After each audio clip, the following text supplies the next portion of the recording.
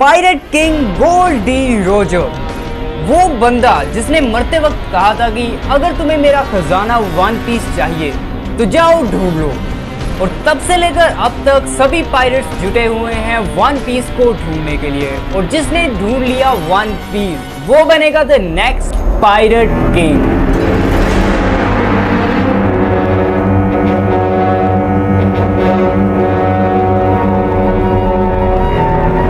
रोम रोम भाइयों। तो कैसे हो बहन के घोड़ों? देखो, पहली बात तो मैंने घोड़े बोला, ठीक है? अपनी सोच गंदी मत रखा करो।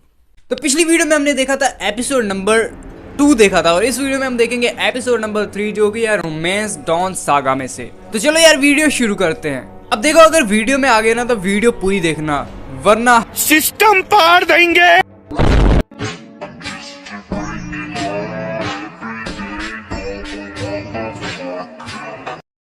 तो जैसे कि पिछली वीडियो में हमने देखा था कि जो मरीन होती है वो कोबी और जोरो पर गोलियां चला देती है, पर बीच में अचानक से आ जाता है लूफी, और लूफी अपनी डेविल फ्रूट पावर की वजह से बच जाता है और गोलियां उसके बचकर वापस चली जाती है। और यहाँ पर हमें एपिसोड नंबर 3 का नाम पता चलता है, Morgan versus Luffy, who is the mysterious pretty girl. अब देखो, लूफी जोरो को कहता है कि मुझे पता नहीं लगा कि तुम्हारी तलवार कौन सी है, इसलिए मैं तीनों तलवारें उठाकर ले आया। तो जोरो कहता है मैं 3 तलवार स्टाइल यूज करता हूँ। अब लूफी जोरो को कहता है तुम क्या चाहते हो, या तुम मरीन के हाथों से मरना चाहते हो या तुम मेरे पायलट बनना चाहते हो। तो जोरो कहता है मरीन के हाथों से मरने की जगह मैं पायलट बनना मंजूर करूंगा, और ये बोलकर जोरो मंजूर कर लेता है कि वो लूफी का पायलट बनेगा। अब लूफी जोरो की रस्सियां खोलनी शुरू कर देता है। अब देखो, जैसे ही लूफी ने अपने शरीर से गोलियां रोक ली थी ना और उन्हें बाउंस कर वापस भेज दिया था, अब इसे देखकर कैप्टन मॉर्गन और सारी मरीन हैरान हो गई थी।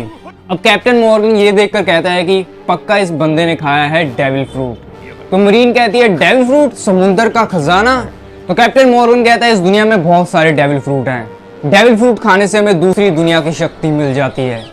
किसी को भी नहीं पता डेविल फ्रूट कैसे आते हैं और कहां से आते हैं। डेविल फ्रूट का राज ग्रैंड लाइन पर दबा हुआ है।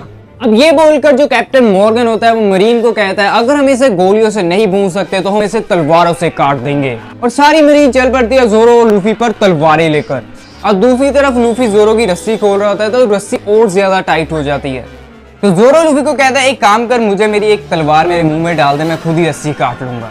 अब जैसे ही मरीन जोरो, लूफी और कोबी के करीब पहुंचती है तो जोरो अपनी रस्सियां खुद ही खोल देता है और तीनों तलवारों से मरीन को रोक लेता है। अब जोरो मरीन को कहता है कि अगर तुम एक भी कदम हिले तो मैं तुम्हें मार दूंगा।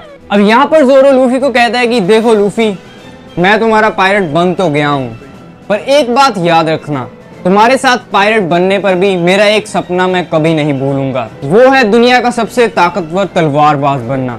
तो लूफी कहता है सही है, पायलट किंग के साथ दुनिया का सबसे ताकतवर तलवारबाज।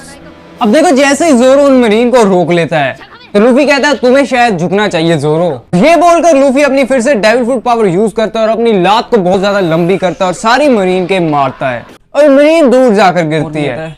अब कैप्टन मॉर्गन ये देखकर कहता है फिर तो इसने पक्का डेविल फ्रूट खाया है। तो मरीन कहती है हम तो जोरो को ही नहीं रोक पाए जिसने डेविल फ्रूट खाया भी नहीं है, तो हम लूफी को कैसे रोकेंगे। तो मॉर्गन कहता है कि कमजोर बंदों की मेरी सेना में कोई जरूरत नहीं है, जिसे लगता है वो नहीं रोक सकता वो खुद को मार ले। अब अचानक से लूफी दौड़ता दौड़ता कैप्टन मॉर्गन के पास आता है और उसके एक मुक्का मारता है, और यहाँ पर कैप्टन मॉर्गन और लूफी में लड़ाई शुरू हो जाती है।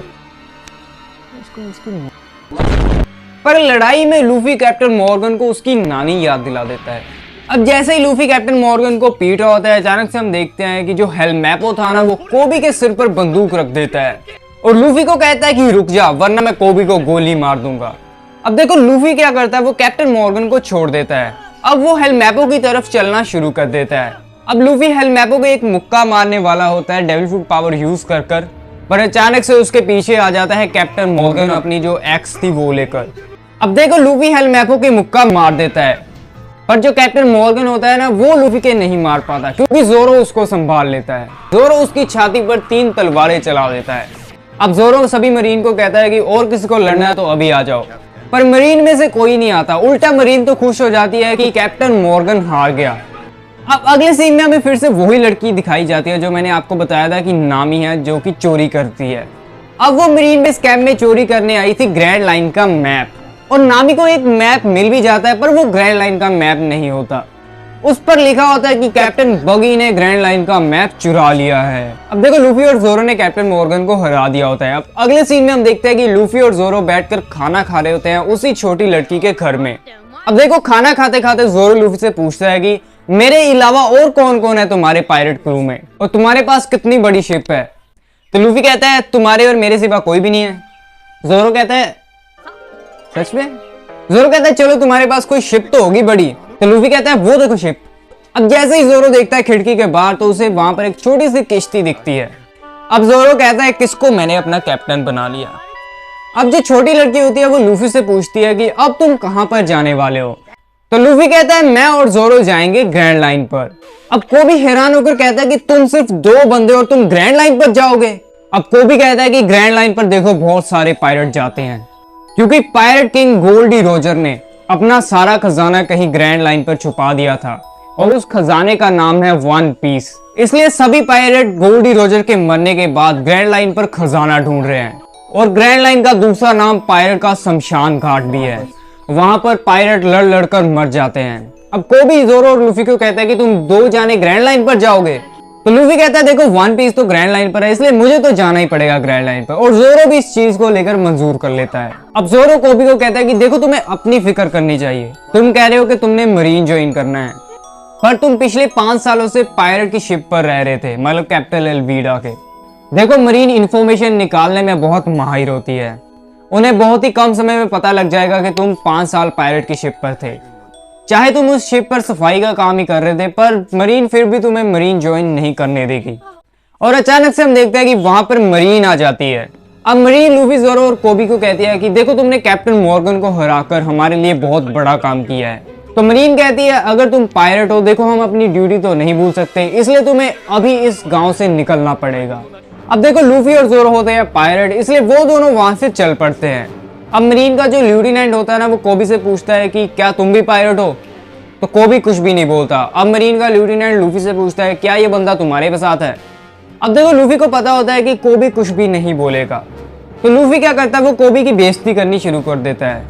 तो लूफी कहता है लेफ्टिनेंट को तुम्हें पता है ये जो छोटा सा लड़का है ना ये 5 साल पोचा लगा कर आया। एक मोटी सी एल्वीडा अल्लूरूडा उसका नाम था उसके शिप पर ये पोचा लगा कर आया है। अब कोबी को गुस्सा आ जाता है और वो लूफी के एक मुक्का मार देता है। अब लूफी कोबी के बहुत ज्यादा मुक्के मारता है उसका भरता बना देता है। अब ये देखकर लेफ्टिनेंट कहता है लूफी को कि हाँ मुझे लग गया पता कि ये तुम्हारे साथ नहीं है अब इस गाँव से निकल जाओ।